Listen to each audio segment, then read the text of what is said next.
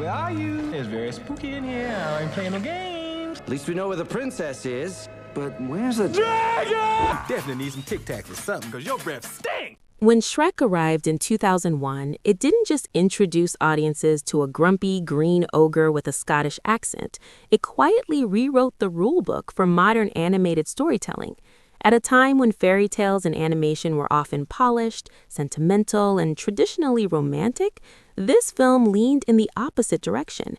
It embraced mud over marble, sarcasm over sweetness, and self-awareness over sincerity, yet somehow managed to deliver genuine heart beneath all the irreverence.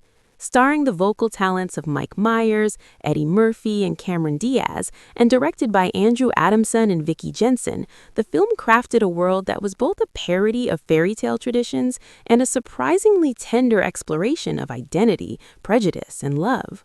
At the center of the story is Shrek, an ogre who lives alone in a swamp, perfectly content in isolation. Unlike traditional fairy tale heroes, he doesn't dream of adventure or romance. He cherishes solitude, routine, and the comfort of being left alone. His swamp is not just a home, it's a symbol of his emotional boundaries. Society has labeled him a monster, and rather than fight that perception, he has accepted it and built his life around it. The film wastes no time establishing that Shrek understands exactly how the world sees him, and he uses that fear strategically. He roars, he scowls, and he leans into the stereotype because it keeps people away. But beneath that intimidating exterior is someone deeply aware of rejection and quietly wounded by it. The inciting disruption comes when a parade of displaced fairy tale creatures floods his swamp. Characters who seem pulled from the pages of every bedtime story imaginable suddenly appear in chaotic numbers. Talking animals, enchanted beings, and storybook misfits. They've been banished from their homes by the diminutive but power-hungry Lord Farquaad, a ruler obsessed with perfection and status. Shrek's irritation at losing his privacy quickly transforms into reluctant determination.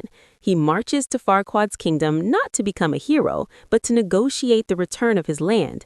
It's a transactional mission: clear the swamp, restore the solitude.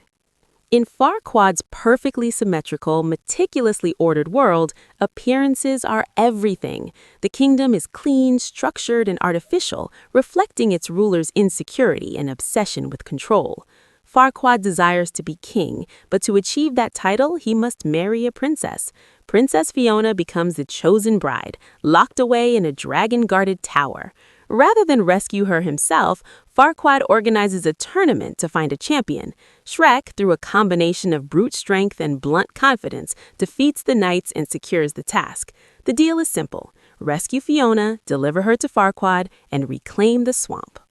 It's during this quest that the film's emotional and comedic core truly forms, largely through the arrival of Donkey. Voiced with rapid-fire energy and infectious enthusiasm by Eddie Murphy, Donkey is everything Shrek is not: talkative, optimistic, needy, and relentlessly friendly.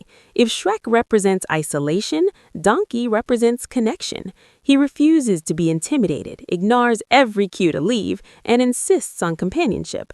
What begins as comic annoyance slowly evolves into one of animation's most memorable friendships. Donkey sees something in Shrek that others don't, or perhaps something Shrek refuses to see in himself. Their banter, layered with sarcasm and sincerity, becomes the heartbeat of the film. The rescue of Fiona subverts expectations immediately. Rather than a helpless damsel waiting quietly for salvation, Fiona has prepared herself obsessively for a storybook romance. She expects a noble knight, dramatic declarations, and a flawless fairy tale moment. Instead, she gets an ogre who treats the rescue like a chore. The humor in these mismatched expectations set the tone for their evolving relationship. Fiona is not merely a prize to be delivered. She's a character wrestling with her own secret and her own understanding of identity. As they journey back, the film slows down just enough to explore vulnerability. Around a campfire beneath a star-filled sky, Shrek delivers one of the story's defining metaphors. He describes himself as an onion, layered, complex, misunderstood. It's a comedic analogy, but it carries weight. Shrek isn't just physically layered, he's emotionally guarded. Every sarcastic remark and gruff dismissal hides a fear of being truly seen. Fiona, who is hiding a magical secret of her own, understands this more than she realizes. Their shared sense of not fitting into the world's expectations begins to draw them closer. The film cleverly balances parody with authenticity. It pokes fun at classic fairy tale tropes, slow-motion romantic embraces, enchanted transformations, dramatic rescues, while still allowing emotional moments to land sincerely. The romance that develops between Shrek and Fiona feels earned because it grows out of honesty rather than idealized fantasy. Fiona appreciates Shrek's bluntness. Shrek admires Fiona's resilience and hidden strength. When misunderstandings arise, they stem from insecurity rather than manipulation. Shrek overhears a conversation and misinterprets it, believing Fiona could never love someone like him. His retreat into isolation is not heroic, it's painfully human. Meanwhile, Fiona's secret reveals itself. By day, she appears human, but by night, she transforms into an ogre due to a curse. She believes that true love's kiss will restore her permanently to human form. This twist reframes the entire narrative. Fiona has been performing humanity, waiting for a transformation that aligns her with society's ideal. Shrek, who has spent his life rejecting society standards, becomes the key to redefining what happily ever after truly means. When the climactic kiss leaves Fiona permanently in her ogre form, it subverts the traditional transformation trope. True love doesn't make her more conventionally beautiful, it allows her to accept her authentic self. Lord Farquaad, though often played for laughs, represents rigid conformity and superficial values. His obsession with physical perfection and social status contrasts sharply with Shrek's messy authenticity. In the end, Farquaad's fate, swiftly and comically delivered by the dragon, serves as both punchline and poetic justice. The dragon herself, initially framed as a monstrous obstacle, becomes another subversion when she forms an affectionate bond with Donkey. Even the so-called villains and beasts in this story are capable of love and tenderness. What makes the film endure decades later is not just its humor, but its thematic clarity. It confronts prejudice directly. Villagers with torches are not brave heroes, they're fearful and narrow-minded. The creatures exiled from Farquaad's kingdom are not threats, they are victims of discrimination. Shrek's journey is less about rescuing a princess and more about dismantling internalized shame. By the time he declares his feelings publicly and disrupts the royal wedding, he is no longer negotiating for land, he is fighting for connection.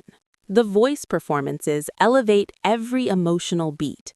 Mike Myers gives Shrek a distinctive cadence that blends comedic timing with surprising warmth. Eddie Murphy's Donkey never feels like comic relief alone. He becomes the conscience and catalyst of the narrative. Cameron Diaz's Fiona evolves from polished princess to self-aware heroine with nuance and charm. The directors orchestrate these performances within a vibrant animated world that feels textured and alive, from the damp murk of the swamp to the polished artificiality of Duloc. Beyond its narrative, the film marked a turning point in animation culture. It demonstrated that animated features could be self-referential without losing sincerity, that they could satirize genre conventions while still participating in them. The soundtrack choices, blending contemporary pop with orchestral scoring, reinforced that modern sensibility. The humor operated on multiple levels: slapstick for younger viewers, layered satire for adults, without ever feeling cynical. At its core, the film argues that identity is not something to be corrected, but embraced. Shrek does not become handsome. Fiona does not remain human. Donkey does not become quieter or less eccentric. Instead, each character finds belonging, not by changing who they are, but by being accepted fully. The swamp, once a symbol of isolation, transforms into a shared home, filled with laughter and community. The fairy tale creatures return not as intruders, but as neighbors. In retrospect, the film's success was not accidental. It tapped into a universal insecurity, the fear of being judged for who we are, and reframed it through comedy and fantasy. By the final scene, when Shrek and Fiona celebrate surrounded by friends once deemed outcasts, the message is unmistakable, yet unforced. Happily Ever After is not about fitting into a polished mold. It's about finding someone who loves you in the mud. Even years after its release, the film's cultural footprint remains enormous. Quotes, characters, and visual gags continue to circulate in popular culture. Yet beneath the memes and humor lies a carefully structured narrative about vulnerability. Shrek begins the story convinced that solitude is safety. He ends it recognizing that connection, though risky, is worth the discomfort. That arc, simple on the surface, gives the film its emotional resonance. Ultimately, this 2001 animated feature stands as both satire and celebration of fairy tales. It dismantles cliches while preserving wonder. It mocks traditional tropes, but replaces them with something arguably more meaningful. Through sharp writing, committed voice performances, and confident direction, it delivers a story where monsters are misunderstood, princesses are layered, and love redefines beauty.